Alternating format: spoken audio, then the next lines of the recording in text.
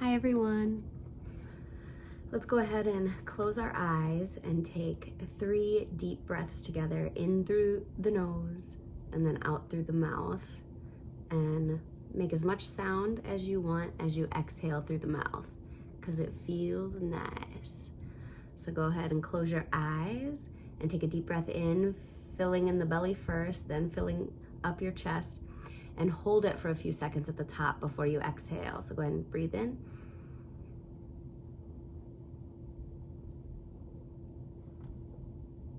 And release.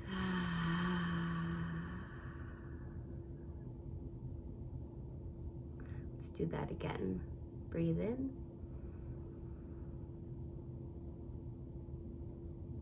Holding it. And release.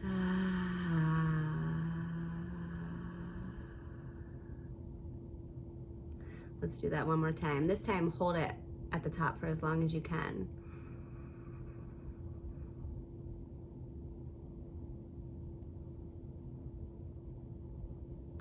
As I'm holding it, I can hear my heartbeat. I can feel it.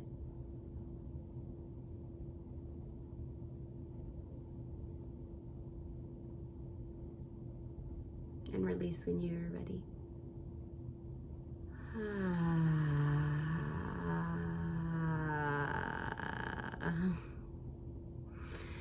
Hi, I just wanted to jump on here real quick and talk about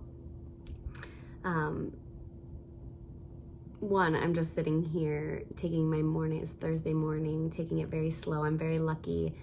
Some days I have the luxury of working from home. And so then I get to go at a slower pace in the morning. I just sent my daughters off to school.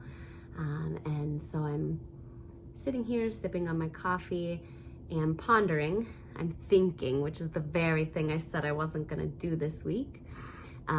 So as I'm sitting here moving in and out of like stillness and silence, the peace, the relaxation, the openness, and then I get pulled right back into Amanda, the ego personality. So I'm going to focus on the Amanda ego personality when I'm pulled back into that. I just can't shake the sadness that I feel. And what is really keeps coming up for me, especially this morning, is thinking about just my life in general and my path, my passion, my purpose. What is my purpose? What am I here for? What am I doing? And I think a lot of us think this, especially when we're hitting the midlife crisis stage in our life, where we've kind of like done all the things, checked all the boxes of life, like what life says you're supposed to do. And maybe they didn't all pan out the way that we planned on them to pan out. And so you kind of hit this middle space where you're like in this cloud of like unknown and, well, I did the things that I thought I was supposed to do, and yet I'm like not sure I'm where I want to be, or what am I even doing here? What is my purpose? What am I passionate about? What am I, and so I'm definitely sitting here pondering those very things and feeling sad about it, sitting here crying yet again, and feeling even angry, feeling upset, like with myself and with the world and with like, everything, like, what am I doing here? And what am I doing with my life? And what is my, what am I passionate about? Nothing. I'm not passionate about anything. This sucks, kind of feeling, is what. And so oftentimes I like to grab a deck of cards or like a tarot or oracle cards, and I will shuffle them. And this time I shuffled them and I asked the question, like, what is most important for me to know right now? What is most important for me to focus on right now in this moment, in this time and space? What should be my main focus? What would benefit me the most? And that was my intention as I'm shuffling these cards. And lo and behold, the card that flew out right away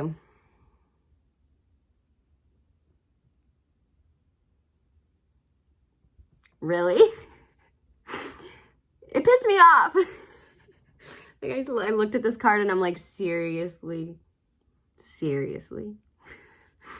And It pissed me off because it's so true.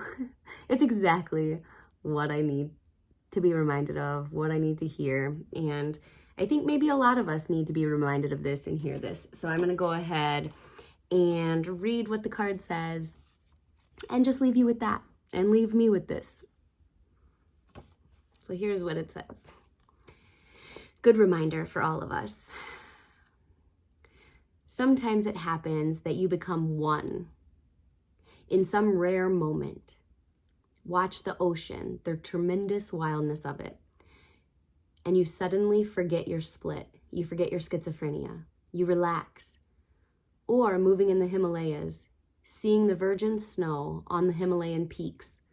Suddenly the coolness surrounds you and you need not be false because there is no other human being to be false to. You fall together. Or listening to beautiful music, you fall together. Whenever, in whatsoever situation, you become one, a peace, a happiness, a bliss surrounds you, arises in you. You are fulfilled. There is no need to wait for these moments. These moments can become your natural life. These extraordinary moments can become ordinary moments. That is the whole effort of Zen. You can live an extraordinary life in a very ordinary life. Cutting wood, chopping wood, carrying water from the well. You can be tremendously at ease with yourself. Cleaning the floor, cooking food, washing the clothes, taking care of kids. You can be perfectly at ease because the whole question is of you doing your action totally, enjoying, delighting in it. This figure on the card, walking in nature, shows us that beauty can be found in the simple, ordinary things of life. We so easily take this beautiful world we live in for granted. Cleaning the house, tending the garden, cooking a meal. The most mundane tasks take on a sacred quality when they are performed with your total involvement, with love, and for their own sake, without thought of recognition or reward. You are facing a time now when this easy, natural, and utterly ordinary approach to the situations you encounter will bring far better results than any attempt on your part to be brilliant, clever, or otherwise extraordinary. Forget all about making headlines by inventing the latest widget or dazzling your friends and colleagues with your unique star quality. The special gift you have to offer now is presented best by just taking things easily and simply, one step at a time. Right? What a great reminder to be extraordinary in the ordinary. I needed to hear that today. Have a good life.